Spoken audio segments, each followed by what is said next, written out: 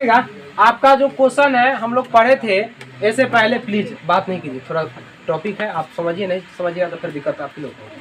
चलिए देखिए, हम लोग जो है से पढ़े पहले क्या कीजिएगा, अगर जो चीज ऐसे आज ई वाला पढ़ा दी तो इसको जाके एक दो बार घर पे बनाइएगा, न बनाइएगा ना तो यहाँ पर आइएगा तो आपको भी समझ में नहीं आएगा। अगला जैसे घर जो चीज पीछे वाला अगर आप समझ लाते हैं तो अगला चीज पढ़ने में आपको बहुत आसान लगता है और अच्छा भी लगेगा। घर से आप निकलने जैसे कोई होमवर्क नहीं किए हुए हैं तब घर से आने में थोड़ा बोरिंग लगेगा कि कहाँ जा रहे हैं, लेकिन होमवर्क को पहले रहिएगा तो समय से पहले आप यहाँ पर आ जाइएगा। ये बच्चा का लक्षण होता है। तो आप लोग होमवर्क जरूर कीजिए और जो पढ़ाई हो रहा है उसका जरूर रिकॉल कीजिए ताकि अगला क्लास आपका डिस्टर्ब ना हो, न तो पीछे वाला ना पढ़िएगा तो अगला भी डिस्टर्ब होगा। तो चलिए आज हम लोग पढ़ेंगे किसी समतल चादर के कारण किसी बिंदु पर विद्युत क्षेत्र की तीव्रता। अच्छा देखिएगा, एक समतल चादर हम बना रहे हैं, यहाँ पर ध्यान दीजिएगा आप लोग। आप सीधा ही बना सकते हैं, टेढ़ बना सकते हैं, सीधा बना देते हैं। अब देखिए ध्यान दीजिए, अगर हम समतल चादर बना दिए, वो तो पतला आती था, चादर है समतल। अब ये समतल चादर पर जो है से कोई अनंत लंबाई का एक रखा हुआ है, जैसे मान लीजिए यहाँ पर एक बेलनाकार वस्तु रखा हुआ है, यहाँ पर ये वस्तु है और यहाँ पर आवेश के कारण बहुत सारे आवेश उत्पन्न होगा। समतल चादर पर सतत आवेश वितरण पढ़ाए थे ना हम लोग। यदि किसी वस्तु को आवेश देते हैं तो आवेश समान रूप से उसके संपूर्ण सतह पर आसानी से क्या होता है, फैल जाता है। ये फैल गया। हम प्लस को केवल डोनेट कर रहे हैं, माइनस इसके अंदर होगा, ठीक है। ये हो गया समतल चादर हो गया। और समतल चादर पर देखिएगा, ध्यान दीजिएगा आप लोग, तो दो गो बात है, यहाँ पर तीन गो बिंदु उत्पन्न, लिखना पहले बंद करें। मान लीजिए कि ये समतल चादर ए है। अच्छा, समतल चादर इसको बनाने में आपको क्या होगा, चादर पर अगर हम बात करेंगे तो आप तीन गो आवेश पढ़े होंगे, linear charge density, surface charge density और वॉल्यूम चार्ज, यानी रैखिक आवेश घनत्व, पृष्ठीय आवेश घनत्व और आयतन आवेश। अच्छा आप ही बताइए, कल वाला में जो था एक अनंत लंबाई के कारण था तो उसमें हम लोग लिए थे रैखिक आवेश घनत्व, लेकिन ये तो समतल चादर है, पृष्ठ है, तो इस पर कौन आवेश घनत्व लीजिएगा, पृष्ठीय आवेश घनत्व। अब पृष्ठीय आवेश घनत्व को हम लोग जानते हैं सरफेस चार्ज डेंसिटी की बात करेंगे। और आप लोग बोलिएगा सरफेस चार्ज डेंसिटी को हम लोग कभी से सूचित करते हैं, सिग्मा से ना। और सिग्मा बराबर फार्मूला हम लोग क्या लिखेंगे, Q बटा एप्सिलॉन। ये ना पढ़िएगा, Q बटा क्या लिखेंगे, तो गॉस में आ गया सर। सिग्मा बराबर क्या होता है, Q बाई A। यहाँ तक सबको समझ में आ गया, Q बाई क्या होता है। अब थोड़ा सा ध्यान, अब यहाँ पर देखिए तीन बिंदु उठन, एगो यहाँ पर विद्युत क्षेत्र ई उत्पन्न होगा, एगो बीच में, एगो यहाँ पर उत्पन्न होगा विद्युत क्षेत्र, और एक इसके बीच में जो है से इस आवेश के कारण बीच में जो है से क्या होगा, सीधा इस दोनों के पॉइंट के बीच में इसमें एक विद्युत क्षेत्र उत्पन्न होगा, ठीक है। मतलब थोड़ा सा ध्यान दीजिएगा, अगर हम बात करेंगे यहाँ पर विद्युत क्षेत्र उत्पन्न हुआ है तो यहाँ पर तो सीधे जा रहा है यानी 0 डिग्री कोण बनेगा, यहाँ पर सीधे जा रहा है यानी 0 डिग्री कोण बनेगा। ये तो लंबवत ना है, ऐसे जा रहा है वो लंबवत ऐसे बन रहा है कि नहीं, तो यहाँ पर जो कोण बनेगा वो क्या बनेगा, 90। मान लेते हैं इसको E1 विद्युत क्षेत्र, इसको मान लेते हैं E2 विद्युत क्षेत्र और इसको E3 विद्युत क्षेत्र। यहाँ तक सबको समझ में आ गया। अच्छा, अगर हम यहाँ पर क्या लिखिएगा, सबसे पहले तो लिखिएगा कि माना कि ए कोई समतल चादर है जिसमें कौन आवेश घनत्व उत्पन्न हो रहा है, तो पृष्ठीय आवेश ये ना उत्पन्न हो रहा है। तो यहाँ पर लिखिएगा क्या, माना कि ए कोई समतल क्या लिया, चादर लिया। माना कि ए कोई क्या लिया, समतल चादर लिया जिस पे कौन उत्पन्न आवेश घनत्व हो रहा है, जिस पर कौन आवेश घनत्व उत्पन्न हो रहा है, पृष्ठीय आवेश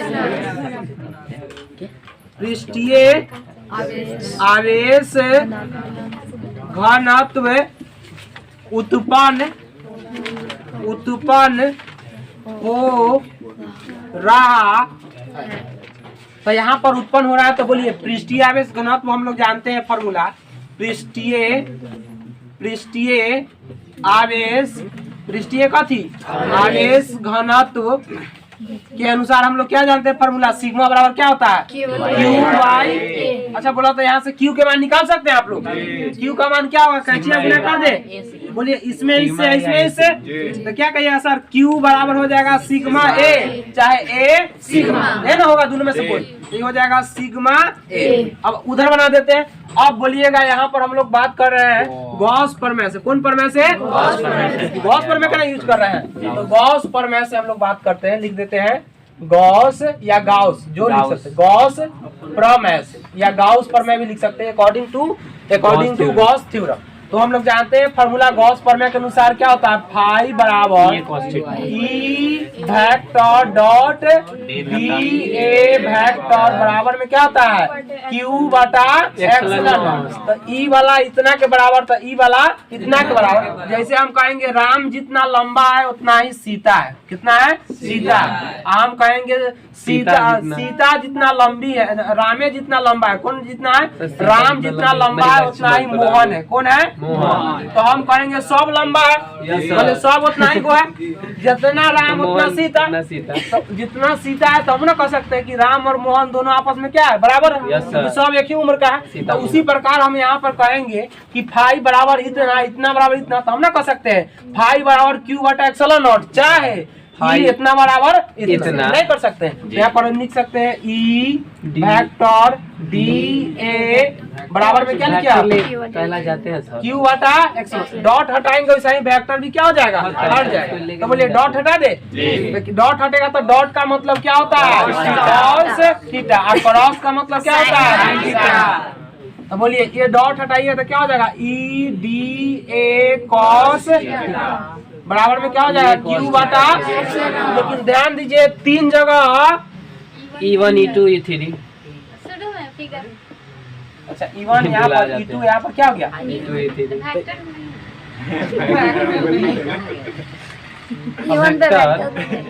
अब लिखा विद्युत क्षेत्र कौन सी राशि, विद्युत क्षेत्र सदिश राशि ना, इसलिए वेक्टर लगा ले, समझ में है ना।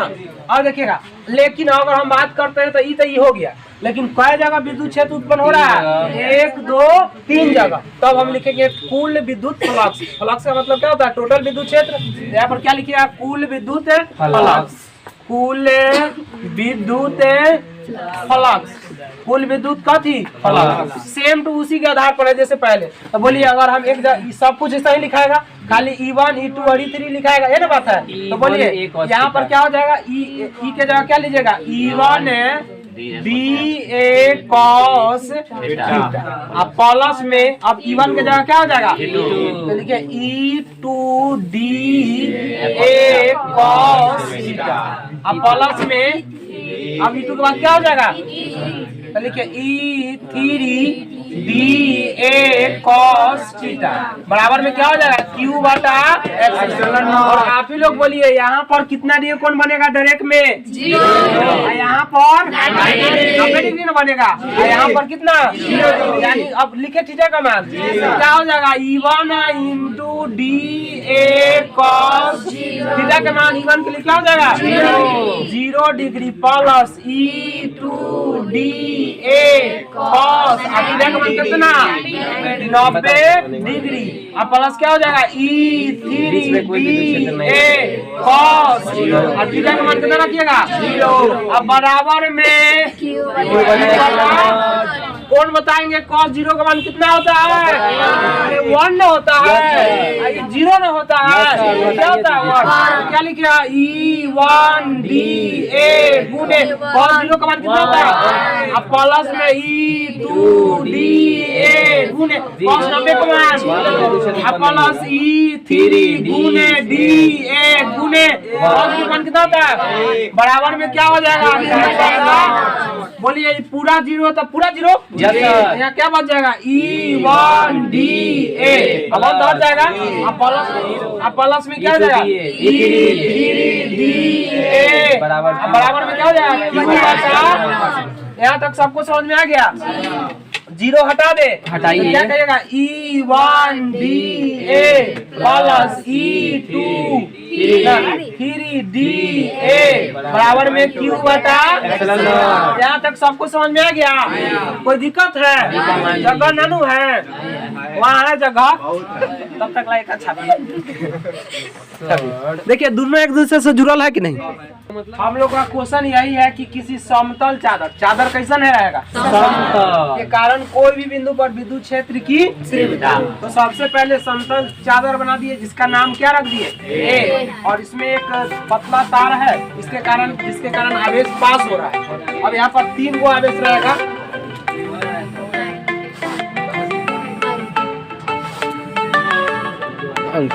कुछ ऐसा रिजल्ट है ना, हमारा लग रहा है बात, लेकिन नहीं उठा रहे। कौन अंकित के चिंते आप आए?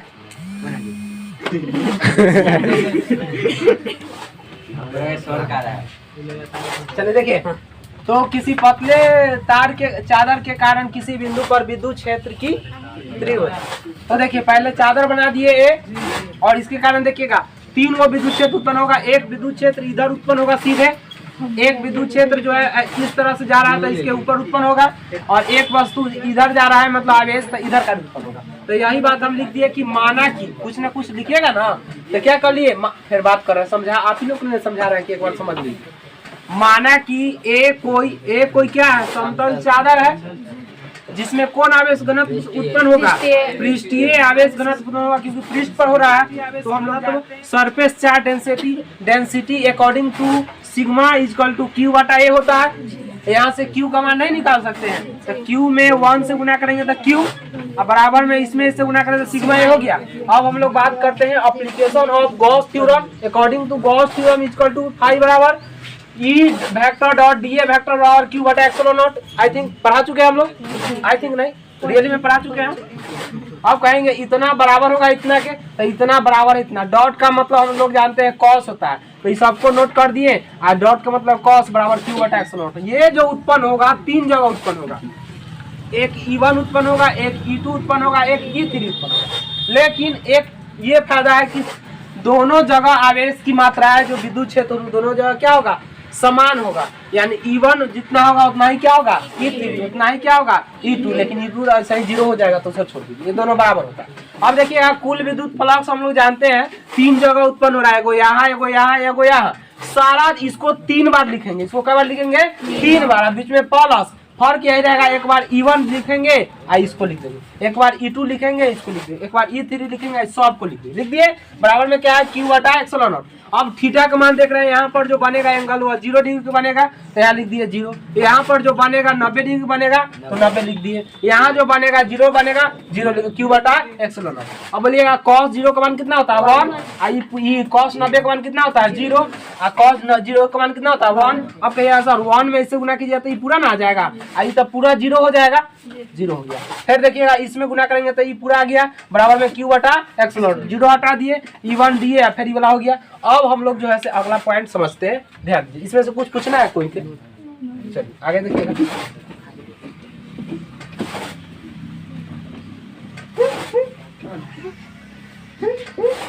चलो देखो अगला पॉइंट देखो, यहाँ E1 है, एक बार और इसको लिख देते हैं, एक बार और लिख देते हैं। क्या है E1DA प्लस E3DA बराबर में क्या है Q बटा।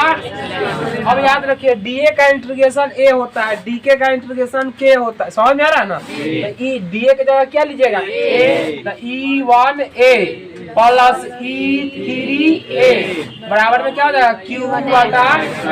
अब यहाँ पर थोड़ा सा ध्यान दीजिएगा, हम लोग जानते हैं कि विद्युत क्षेत्र E1 और E3 आपस में क्या होगा बराबर होगा, यानी जितना E1 होगा उतना ही क्या होगा E3 होगा, E3 ना होगा बराबर। इन दोनों को मान ले E के बराबर, दोनों मान लेते हैं कि दोनों E ही होगा, तो हम रख सकते हैं इस E1 के जगह क्या लिखेगा, E1 के जगह क्या लिखेगा EA प्लस E2 E3 के जगह क्या लिखेगा EA बराबर में क्या लिखेगा Q बटा। बोलिए एगो E का गो E, 2 गो EA बराबर में Q बटा एप्सिलॉन। सर देखिएगा क्यू का मान यहाँ से लिख दे, क्यू बराबर क्या होता है सिग्मा ए, सिग्मा क्या लिख दीजिए सिग्मा ए मा ए, सिग्मा ए। अब बटा में क्या हो जाएगा क्यू बटा एक्स, यहाँ तक सबको समझ में आया? तो दोनों को जोड़ दिए तो 2a, इस q के बदला में हम लोग लिख दिए क्या सिग्मा ए, अब बटा में एक्सलन नॉट एक्सलन नॉट। देखिए तो कुछ कटेगा इसमें, देखिए तो a से a खत्म हो जाएगा तो क्या बच जाएगा 2e बराबर सिग्मा बटा।